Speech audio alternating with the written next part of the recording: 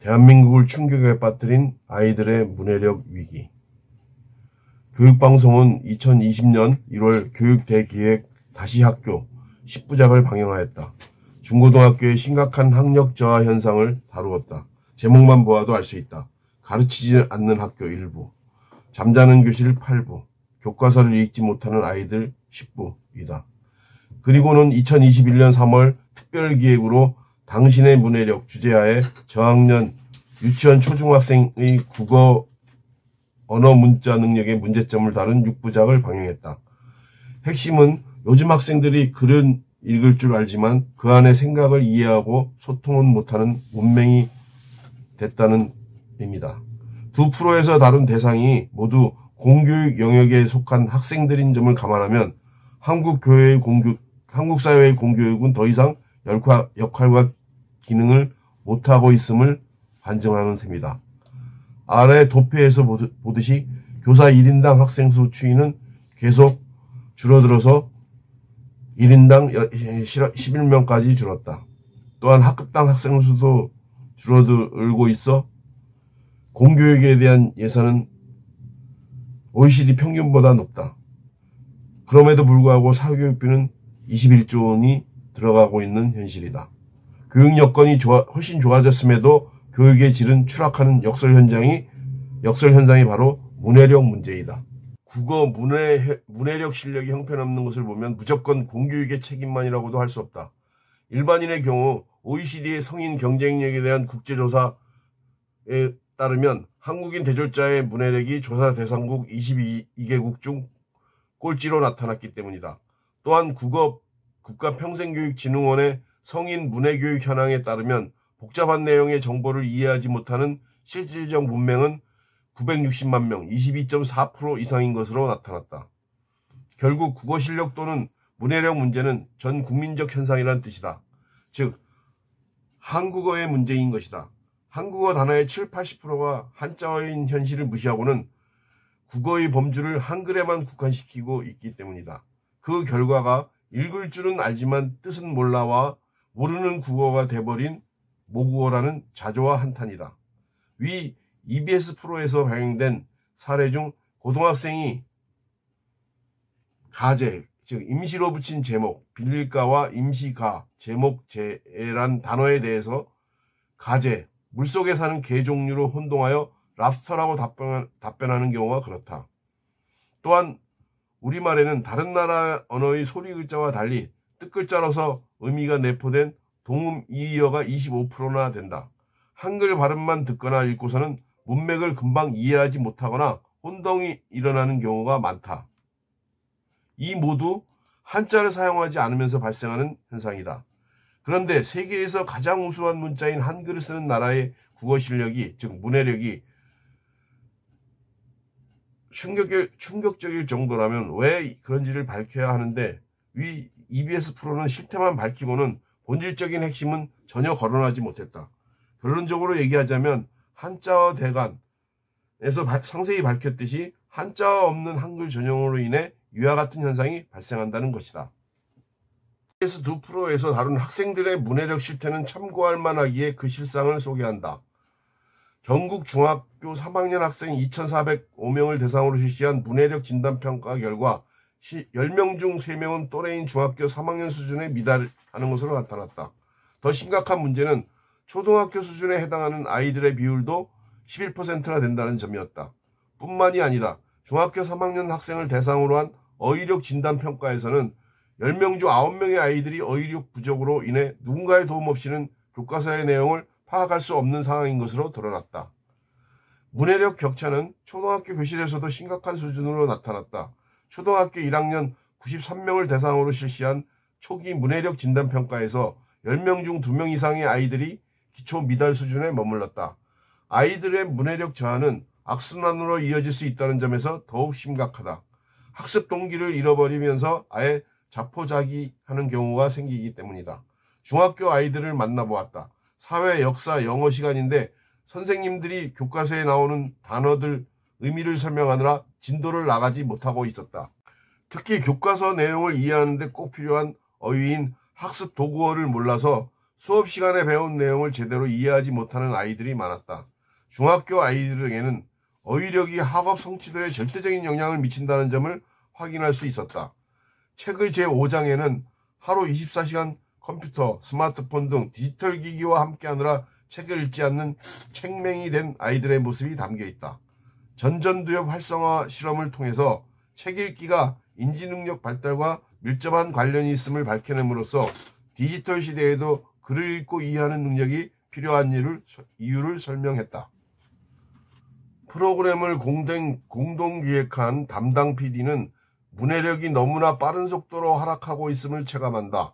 면서 2년 넘게 문해력에 대해 취재하면서 제작 PD로서 느낀 공포는 사실 생각보다 크다라고 말한다.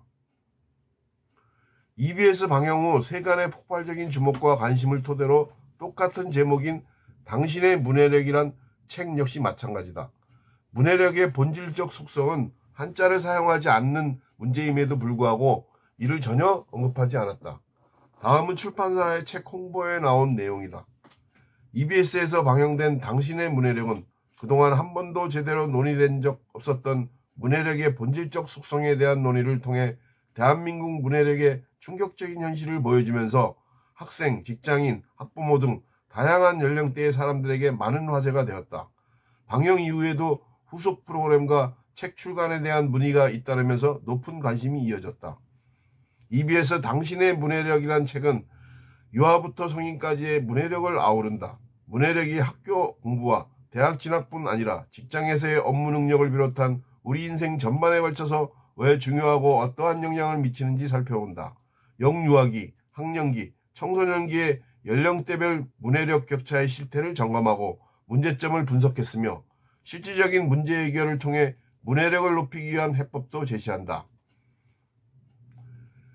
그림책 소리내어 읽어주기, 초등 읽기 따라잡기 수업, 중등 어휘력 향상 수업, 책맹 탈출 프로젝트 등을 통해서 아이들이 어떤 노력을 기울이고 교사와 학부모가 어떻게 도와주었을 때 실질적으로 문해력이 향상되는지 그 과정들을 있는 그대로의 생생한 기록으로 전하고 있다. 가정에서 아이들의 문해력 발달을 도우려는 부모들에게 실질적인 도움이 될 수 있는 그림책 읽어주며 말놀이 내용도 추가됐다. 성인 문해력 테스트를 해설과 함께 실었고 중학교 3학년 학습도구어 목록도 실어 유연성을 높였다. 오늘날 국어 과목 교육 과정에서 한자 교육은 종족을 감추어 버렸다. 국어 과목의 한자 교육이 사라지면서 한자어 교육이 제대로 이루어지지 못하고 한문 과목도 선택 교과로 전락하게 됐다. 결국 국어과에서 한자어 교육은 더욱 부실해지고 국민의 국어 능력도 더욱 떨어지게 되었다. 국어과가 이런 상황이니 국어과보다 더욱 어려운 한자 전문어가 나오는 사회, 국사, 도덕, 과학 과목에서의 어휘학습은 암호 해독 작업이 됐다. 허다한 전문어들을 한글로만 적어놓으니 학생들에게는 암호에 불과해 학습 자체에 흥미를 갖지 못한다. 그러니 어휘력 저하가 학력 저하로 이어진다. 교과서에 한자 괄호 병기라도 해 학습자들의 이해를 도모해야 하는데 당국은 한글 전용 정책이라면서 한자 가로 병기조차 하지 않는 잘못된 관행을 반복하고 있다. 대학 도서관의 수많은 장소는 아직 대부분이 국한문 혼용체 전문서인데 한글 세대가 한자 문맹률이 높다 보니 이를 읽어내지 못해 도서관의 혼용체 장소들은 무용지물이 되었다. 이는 고전과 한국사 및 한중일 동아시아사에 대한 이해를 낮추어 인문교양과 국가 경쟁력을 떨어뜨림은 물론이고 학생들의 사고력 저하로 이어져 학생들을 인터넷의 선동적 단편적 지식에 대한 의존도를 높일 뿐이다. 교육용 한자 1800자만 알아도 동양 고전 이해는 물론 부수적으로 인접국의 한자 문화 이해의 수단을 가지게 된다. 더 나아가 중국어, 일본어 학습의 토대가 되므로 우리는 한글 전용을 하더라도 적극적으로 초등 한자 교육을 병행할 필요가 있다. 도움 이어를 한글로만 쓰면서 생기는 문해력의 혼란과 혼동에 대한 글이다. 우리말 한자어에는 약 25%가 도움 이어이다. 한글 전용론자들은 도움 이어를 앞뒤 문맥으로 알 수 있다고 하지만 우리는 이미 한자를 잘하는 사람들에게 해당하는 이야기다. 이는 이미 한자를 잘 아는 사람들에게나 해당하는 이야기다. 실상은 한자를 모르는 사람들이 동음이의어를 정확하게 구분하는 것은 거의 불가능하다. 설령 한자를 아는 사람이라도 동음이의어를 한글로만 표기하면 언어 생활에 꽤 혼란과 혼동을 초래한다. 요즘 우리 사회에서 다문화라는 말이 자주 쓰이는데 다문화가정, 다문화센터라는 표현이 그것이다.